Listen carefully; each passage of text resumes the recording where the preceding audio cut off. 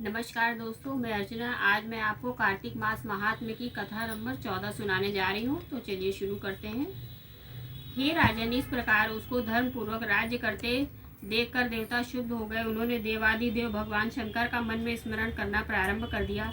कितने ही प्रकार से स्तुति की, तब भक्तों की कामना पूरी करने वाले शंकर जी ने नारद को बुलाकर देव कार्य करने की इच्छा से उनको देवपुरी भेजा। शंकर भक्त नारद भगवान शंकर की आज्ञा से देवपुरी में गए। इंद्र आदि सभी देवता व्याकुल हो शीघ्रता से उठकर नारद जी की स्तुति करने लगे। उत्कंठा भरी दृष्टि से सबने नारद जी की ओर देखा।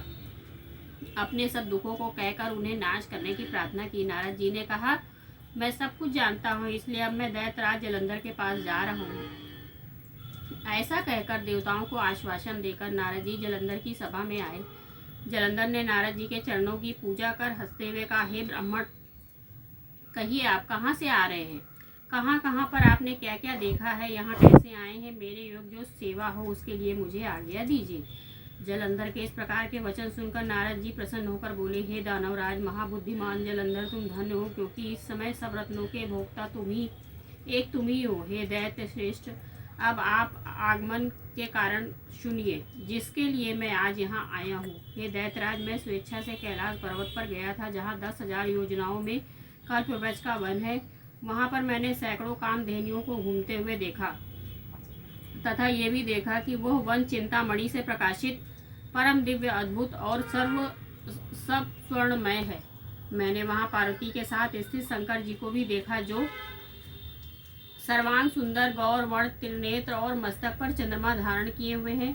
ये देखकर मुझे बड़ा आश्चर्य हुआ कि इनके समान समृद्धिशाली त्रिलोक में और कोई है ही नहीं। हे दैत्येंद्र, उसी समय मुझे तुम्हारी भी समृद्धि का स्मरण हो आया और देखने की इच्छा से तुम्हारे पास आया हूँ। ये सुन जलंधर को बड़ा हर्ष हुआ। उसने नारद जी को अपनी सब समृद्धि दिखला दी। उसे देखकर देवताओं का कार्य करने में इच्छुक शिव प्रेरित नारद ने जलंधर की बड़ी प्रशंसा की और कहा, निश्चित ही तुम त्रिलोकपति होने के योग हो। तुम्हारे लिए ऐसा होना कोई विचित्र बात नहीं है। मैं देखता हूँ कि तुम्हारे पास सब कुछ है, किसी बात की कमी नहीं है। ऐरावत, उच्च श्रवा, घोड़ा, कल्पवृक्ष और कुबेर जी की निधि तुम्हारे पास है। मणियों और रत्नों का ढेर भी तुम्हारे पास लगे हुए हैं। ब्रह्मा जी का हंस विमान भी तुम्हारे पास है। और धूतलोक, पाताल और पृथ्वी पर जितने भी रत्न आदि हैं, वो सब तुम्हारे ही तो हैं। मैं तुम्हारे इस प्रकार के रत्न ऐश्वर्य को देखकर बड़ा प्रसन्न हूँ, परंतु तुम्हारे पास कोई स्त्री रत्न नहीं है, इसलिए तुम्हारा ये सब कुछ फीका है। तुम कोई स्त्री रत्न ग्रहण करो। नारद जी के इस प्रकार के वचन सुनकर दैत्य काम से व्याकुल हो गया और उसने नारद जी को प्रणाम करके पूछा कि ऐसी स्त्री कहाँ मिलेगी जो सब रत्नों में श्रेष्ठ हो? यदि ऐसा रत्न कहीं मिले तो मैं उसे अवश्य लाऊंगा।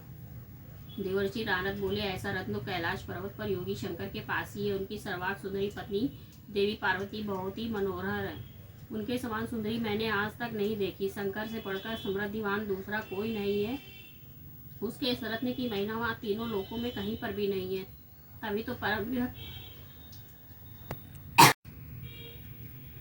तो परम विरक्त अंत आत्मा राम शंकर भी उनके वश में हो गए। देवर्षि नारद उस दैत्य से ऐसा कहकर अन्य कार्य करने की इच्छा मार्ग से चले गए।